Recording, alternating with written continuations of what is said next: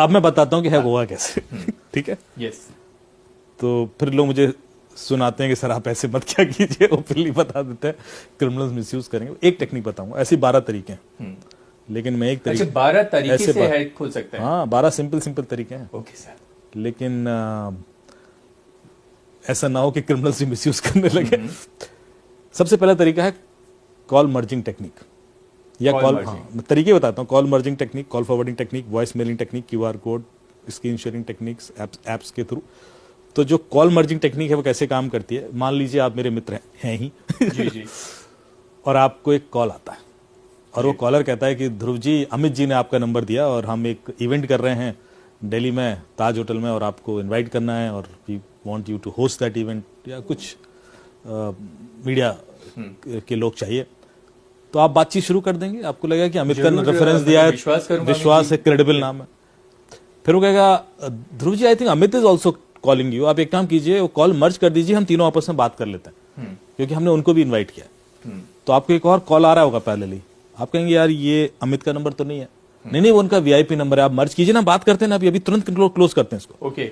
थोड़ा सा अर्जेंसी दिखाया और आपको लगा क्या है, मर्ज कर दिया आपने। जैसे ही आप मर्ज करेंगे आपके अकाउंट से पैसे निकल जाएंगे, या आपका व्हाट्सएप हैक हो जाएगा, या आपका फेसबुक, गूगल कुछ हैक हो जाएगा। क्यों हैक हुआ? आपने कोई ओटीपी दिया? नहीं दिया। आपने कोई लिंक क्लिक किया? नहीं। आपने कोई ऐप इंस्टॉल की? नहीं। फिर आपके पैसे क्यों निकले? फिर आपका व्हाट्सएप क्यों हैक हो सकता है? सोचिए, यही टेक्निक है बस। कैसे? मैंने आपने 2 इनकमिंग कॉल मर्ज की। यस। यही क्या? यस। चैलेंज यह था कि दोनों इनकमिंग कॉल अननोन नंबर से थी, इसमें से एक भी नंबर आपके फोन में सेव नहीं था। बिल्कुल करेक्ट। yes. ये वाला भी अननोन था, वो भी अननोन था। yes. बस यही नहीं करना है। ये जो दूसरा कॉल आपको आया वो ओटीपी का कॉल था। आजकल सारे ओटीपीज कॉल पे आते हैं। okay. जो पहले एसएमएस पे आते थे, now you have an option to invite them on call. WhatsApp का ओटीपी कॉल पे भी मंगा सकते हो, yes. बैंक का ओटीपी कॉल पे मंगा सकते हो, yes. गूगल का ओटीपी कॉल पे मंगा सकते हो, फेसबुक का ओटीपी कॉल पे मंगा सकते हो। तो जब वो क्रिमिनल आपसे बात कर रहा है, जो पहला कॉल है वो तो क्रिमिनल का है, वेरी क्लियर। उसने कहा अमित जी का कॉल आ रहा है, अमित का इस कॉल से कोई लेना देना नहीं है। तो दूसरा कॉल वो बैंक का है, वो बैंक के ओटीपी का कॉल है। आपने कॉल मर्ज कर दिया, जैसे ही आप कॉल मर्ज करोगे तो क्रिमिनल को ओटीपी सुनाई दे जाएगा। By the time you realise कि यार ये अमित क्या बोल रहा है, तब तक तो वो रेडी है ना अप्लाई करने को, कोड अप्लाई करेगा। ओके। तो आपका ओटीपी ही तोड़ाना है। बिल्कुल।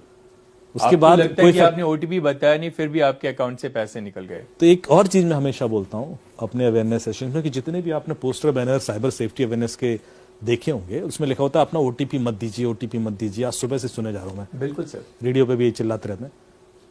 एक्चुअली कोई कभी ओटीपी देता ही नहीं है। अभी आप कितने भी केसेस देख लीजिए, कभी ऐसा हुआ कि आपसे कहा हुआ कि ध्रुव जी अपना ओटीपी बताइए, हाँ लीजिए ना, ये लिख लीजिए। अच्छा वो अपना पासवर्ड भी तो बता दीजिए, हाँ पासवर्ड भी लिख लीजिए। ऐसा होता है क्या कभी? नॉर्मली क्या अपना पासवर्ड मत दीजिए, ओटीपी कोई नहीं देता। 99.99% लोग नहीं देते। बहुत ही रेयर होगा जो शायद दे भी दे। ओटीपी एक तरीके से निकाला जाता है, एक कहानी होती है उसके पीछे, और वो कहानी जब तक लोगों को पता नहीं होगी, और वो कहानी सुनना चाहूंगा सर। वो तो निकलता रहेगा। जी बताइए। तो एक बड़ी इंटरेस्टिंग और ओटीपी निकालने की कहानी बताता हूं। मेरे एक मित्र हैं, वो यूएस से आए हुए थे, यूएस में एक कंपनी में काम करते हैं। लखनऊ में थे, अपनी माता जी को थोड़ा सा तीर्थाटन करा रहे थे, वो घुमा रहे थे। तो शायद उस दिन उनको दिल्ली आना था, बनारस से लखनऊ आए होंगे और लखनऊ से दिल्ली आ रहे थे। तो फ्लाइट उसमें थे, एयरपोर्ट पर थे। तो उनकी माता जी थोड़े से थकान फील कर रही थी, और फिर उसके बाद दिल्ली से शायद वापस यूएस का कोई फ्लाइट था उनका। तो उन्होंने सोचा कि दिल्ली जब लैंड करेंगे उसके बाद जो उनका ड्यूरेशन है अगली फ्लाइट का, वो 6-7-8 घंटे का है, तो उस दौरान एयरपोर्ट के पास कोई होटल ले लेते हैं, वहां रेस्ट कर लेंगे। तो वो गूगल पे उन्होंने सर्च किया दिल्ली एयरपोर्ट के आसपास कोई होटल, तो उनको एक नंबर मिल गया लेमन ट्री का। अच्छा। तो उन्होंने तुरंत कॉल लगा दिया। आप लेमन ट्री से बोल रहे हैं? हाँ जी लेमन ट्री से बोल रहे हैं। वो एक अभी मैं लैंड करने वाला हूँ 2 घंटे बाद, तो आप एक रूम बुक कर दीजिए, हिसाब कर देंगे। क्या चार्जेस? बताए इतने चार्जेस। बोले यार हमें तो 4 घंटे के लिए चाहिए, आप थोड़ा सा कंसेशन दे दीजिए। बोले सर वो तो अप्रूवल लेना पड़ेगा और ऐसा वैसा। Please please please. फिर थोड़ा ड्रामा किया उसने, हाँ साहब अप्रूवल ले लिया हमने, 1800 रुपये में आपको 4 घंटे के लिए दे देंगे। वेरी गुड यार, मतलब एक अच्छा होटल आपको 4 घंटे की थोड़ा डिस्काउंट दे दिया उसने। तो बोला ठीक है सर आप कर दीजिए बुक। तो बोले आप पेमेंट कर दीजिए। तो बोले आप अपना कार्ड डिटेल दीजिए। बोले कार्ड डिटेल में कैसे दे दूं? बोले अरे मैं आपसे ओटीपी थोड़ी ना मांग रहा हूं, मैं आपसे कार्ड डिटेल मांग रहा हूं, ओटीपी मत बताना। हाँ पॉइंट उसने कार्ड डिटेल दे दिए। उसने कार्ड डिटेल भरे। उसने कहा सर वो 1600 रुपए का मैंने ओटीपी भेजा है, आप देख लीजिए ओटीपी आया होगा। तो उन्होंने देखा 1600 रुपए का ओटीपी आया था। उन्होंने कहा ये लीजिए। उसने ओटीपी डाला, 1600 रुपए चले गए। अब वो बंदा बोला ठीक है मुझे बुकिंग नंबर दे दीजिए। बोले सर वो पेमेंट रिफ्लेक्ट नहीं कर रहा है आप। ओके। कह रहा ऐसे कैसे हो सकता है? और इधर 1600 रुपए कट और दिए। हमारे अकाउंट से निकल गया, एसएमएस आ गया। बोले पता नहीं सर यहाँ रिफ्लेक्ट नहीं कर रहा है, हमारे अकाउंट में आया नहीं अभी तक। तो थोड़ा बहस होने लगी, यार मैं तो निकल गया और मैं तो ऐसा है। इतने में वो बोर्डिंग अनाउंस हो रही है कि फ्लाइट का, क्योंकि वो टाइमिंग ऐसा है। तो उनको लग रहा है यार क्लोज हो जाए मैटर तो पहुंचू वहां पे तो क्लियरिटी हो जाए, वरना फिर वही ड्रामा। तो बोलते हैं नहीं नहीं सर वो आया नहीं है पैसा, और अभी मैं कैसे रेफरेंस नंबर दे दूं, और तो जब तक आएगा नहीं कर सकता। एक काम कीजिए सर आप ना मुझे अपना जो आपके अकाउंट से पैसे निकले हैं, बोले हाँ, तो उसका स्क्रीनशॉट भेज दीजिए तो मुझे कंफर्मेशन आ जाएगी। बोले हाँ कोई दिक्कत नहीं। उसने स्क्रीनशॉट लिया, भेज दिया। अब ये देखिए साइकोलॉजिकल गेम देखना, जो स्क्रीनशॉट भेजना आपके दिमाग में फीड करना था उसका पर्पस, कि आपको लगे कि स्क्रीनशॉट भेजने से कोई दिक्कत नहीं होती। तो आपने स्क्रीनशॉट लिया, भेज दिया, और वो उसने देखा। अब उसका रिएक्शन था अरे सर यू आर राइट, 1600 रुपए दिए आपने, आपके तो अकाउंट से निकले, अब तो यू एब्सोल्युटली राइट सर। मतलब कितना इमोशनल। अब आप देखिए हाँ पूरा हर चीज नोटिस कीजिएगा। तो फिर मेरे अकाउंट में क्यों नहीं दिख रहा है, मतलब कहीं गड़बड़ है सर। आप एक काम कीजिए, हो जाता है कई बार सर ऐसा, आप 1 रुपए और ट्रांसफर कीजिए, क्योंकि कई बार क्या होता है वो पिछला वाला ना क्यू में अटक जाता है। तो 1 रुपए जब निकलेगा तो ये वाला भी एसएमएस आ जाएगा। अब पढ़ा लिखा आदमी है, सब जानते हैं कि ऐसा नहीं होता, लेकिन कम्युनिकेशन इतना डेंस हो चुका है, इंटेंस। तो उन्होंने कहा ठीक है साहब 1 रुपए और कर लेते हैं, 1 रुपए में क्या नुकसान है।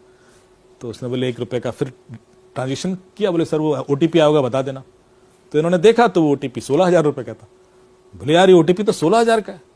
बोले नहीं सर 1 रुपए ट्रांसफर किया मैंने। क्या बात कर रहे हो आप, मैं 16,000 क्यों ट्रांसफर करूंगा? अरे बोले नहीं ओटीपी 16,000 का। बोले नहीं नहीं 1 रुपए का, नहीं 16,000 का, 1 रुपए का। अरे आप स्क्रीनशॉट भेजिए सर। स्क्रीनशॉट भेज दिया। फिर दोबारा आप समझे नहीं बात को। पहली बार जब स्क्रीनशॉट भेजा था तो उसमें ओटीपी नहीं था। अब जो स्क्रीनशॉट भेज रहे हो उसमें तो ओटीपी है। आपसे सीधे सीधे ओटीपी नहीं मांगा, आपसे घुमा से स्क्रीनशॉट निकलवा लिया। बात तो वही है ना। तो पहली वाली एक्सरसाइज में उसने सिर्फ आपके दिमाग में डाला कि स्क्रीनशॉट भेजने से दिक्कत नहीं होती।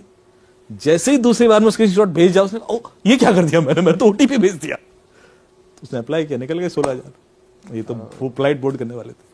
तो आप देख रहे टेक्निक्स कितनी सोफिस्टिकेटेड। हर ओटीपी के पीछे कहानी है, और ऐसी 12-13 कहानियां जो ओटीपी चुराने की ही है मेरे पास अलग अलग क्लाइंट से आती।